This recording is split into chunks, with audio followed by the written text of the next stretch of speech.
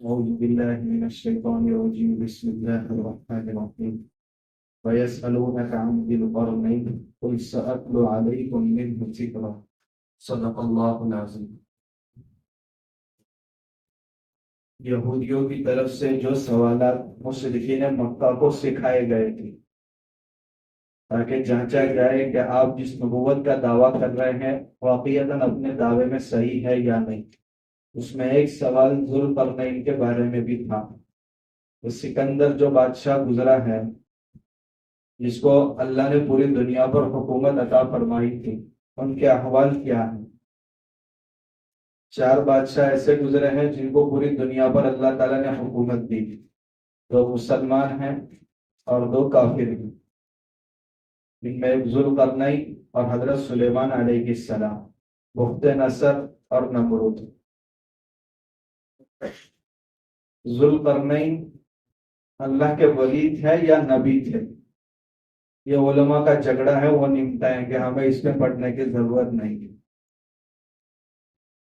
جب اللہ کے نبی صلی اللہ علیہ وسلم کے بارے میں ان سے سوال کیا گیا ذوالقرنین کے بارے میں، تو آپ نے فرمایا سَأَتْلُو عَلَيْكُم مِّنْهُ ذِكْرًا، ساری باتیں ان کے متعلق نہیں بتائی جائے گی بلکہ جو کام کی باتیں ہیں بس انہی کا قرآن میں ذکر کیا ہے ذوالقرنین کے متعلق۔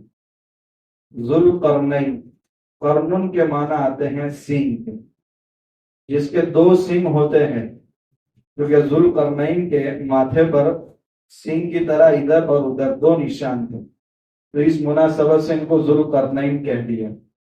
اور قرنن کے ایک معنی آتے ہیں کنارے کے بھی، تو ذوالقرنین نے مغرب کا بھی سفر کیا تھا اور مشرق کا بھی سفر کیا تھا، اور تیسرا سفر شمال کی طرف بھی کیا تھا، تو دنیا کے 2 کناروں کا انہوں نے سفر کیا ہے، تو کناروں کی مناسبت سے ان کا نام ذوالقرنین رکھ دیا۔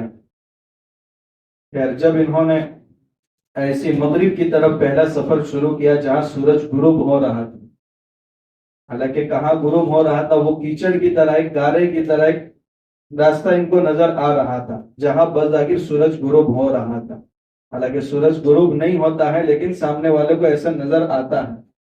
بہت سی مرتبہ سورج بالکل غروب ہونے کے قریب ہوتا ہے تو ہم سمجھتے کہ سمندر کے اندر جا رہا ہے، لیکن وہ ایک منظر ہوتا ہے۔ تو وہاں پہنچے جہاں آگے مطلب راستے ہی نہیں تھے، وہاں پہنچنے کے بعد ایک قوم کو پایا، تو ایک قوم کو انہوں نے دعوت دی اور کہہ دیا اما ان تعذب، اللہ نے ان کو اختیار دیا تھا، جو لوگ ملت ابراہیمی پر آنا چاہے ان کا ہم ویلکم کریں گے، اور جو انکار کریں گے ان کے ہم سرزنش کریں گے اور سزا دیں گے۔ پھر اس کے بعد انہوں نے مشرق کی طرف سفر کیا جہاں سے سورج نکلتا تھا، وہاں ایک قوم کو پایا کہ وہ قوم ایسی ہے جن کے بظاہر مکان بھی نہیں ہے اور جسموں پر کپڑے بھی نہیں ہیں، بالکل جانوروں کی طرح زندگی گزار رہے ہیں، اور انہوں نے زمین کے اندر اپنے مکانات بنا رکھے تھے، پورے دن پر اوپر کام کرتے تھے اور رات کے وقت اندر چلے گئے۔ یہ جو قرآن نے جو موٹی موٹی باتیں بیان کی صرف اس کا خلاصہ میں بتا رہا ہوں۔ تیسرا سفر جو ان کا شمال کی طرف گیا سفر ہوا ہے، وہاں پہنچنے کے بعد انہوں نے دیکھا کہ ایک قوم ایسی ہے جو ذوالقرنین کے پاس آ کر کے شکایت کرنے لگی کہ یہاں یاجوج ماجوج ایک قوم بستی ہے اور آ کر کے ہمیں بہت پریشان کر رہا ہے، تو آپ ہماری ان کے خلاف مدد کریں۔ ظاہر سی بات ہے یہ ڈیل ڈول قوم ہے، جب قیامت کے قریب یہ قوم نکلے گی تو سمندر کا پانی ان کا اگلا حصہ، یاجوج ماجوج کے قافلے کا جو صرف اگلا حصہ ہوگا وہ سمندر کا پورا پانی پی جائیں گے، اور جب وہ آگے چلیں گے اور پیچھے والا حصہ اس سمندر کو دیکھیں گے تو وہ یہ سمجھیں گے کہ شاید آدم علیہ السلام کے ٹائم میں اس میں پانی رہا ہوگا، اس طریقے سے اس کو صاف کر دیں گے۔ اب ایسی یاجوج ماجوج قوم ان کو پریشان کر رہی تھی، 2 پہاڑ تھے، بیچ میں راستہ تھا، ادھر یہ لوگ بستے تھے اور ادھر سے یاجوج ماجوج آتے تھے۔ تو ذوالقرنین نے کہا ٹھیک ہے، میں یہ جو راستہ ان کے آنے کا ہے وہاں دیوار بنا دیں گے، لیکن تم میری مدد کرو، چندہ جمع کرو۔ تو انہوں نے کہا ہم چندہ جمع کرنے کو تیار ہیں، سارا مال دینے کو تیار ہیں۔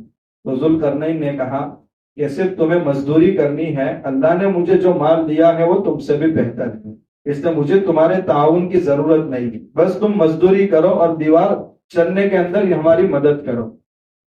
لیکن یہ کرامت تھی کہ اتنی لمبی دیوار اور اس انداز سے لوہے کے جو پارٹ نہاتے تھے وہ جمع کیے جاتے، اور اس طریقے سے دیوار پوری کھڑی کی اور بیچ کا حصہ خالی رکھا اور کہا کہ اس کو لکڑیوں سے بھر دو۔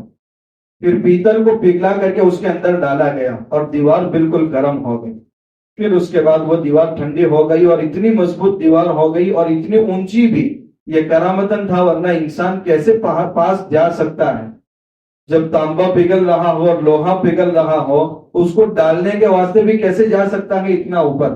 لیکن اللہ تعالیٰ بہت سے نیک بندوں کے ہاتھ پر خرق عادت، خلاف عادت ایسے امور ظاہر کرتے ہیں جن کو کرامت کہا جاتا ہے۔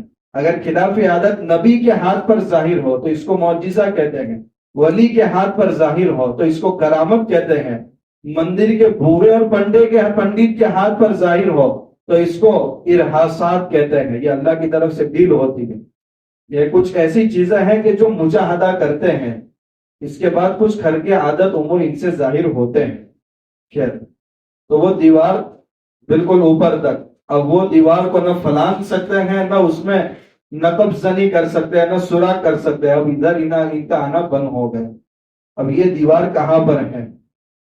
قیامت کے قریب اللہ تعالیٰ نے فرمایا جب اللہ کا وعدہ آئے گا، وعدہ قیامت کے قریب یہ دیوار گر جائے گی اور یاجوج ماجوج نکلیں گے، اور عیسیٰ علیہ السلام تمام لوگوں کو لے کر پہاڑ کی گھاٹیوں میں چلے جائیں گے۔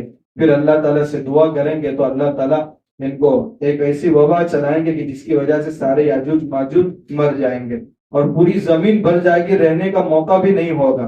تو پھر اللہ تعالیٰ بڑے بڑے پرندوں کو بھیجیں گے اور وہ سب ان کو اٹھا کر یا تو دریا کے اندر پھینک دیں گے، اور زمین پر ایک بارش ہوگی جس کی وجہ سے زمین بالکل صاف ہو جائے گی۔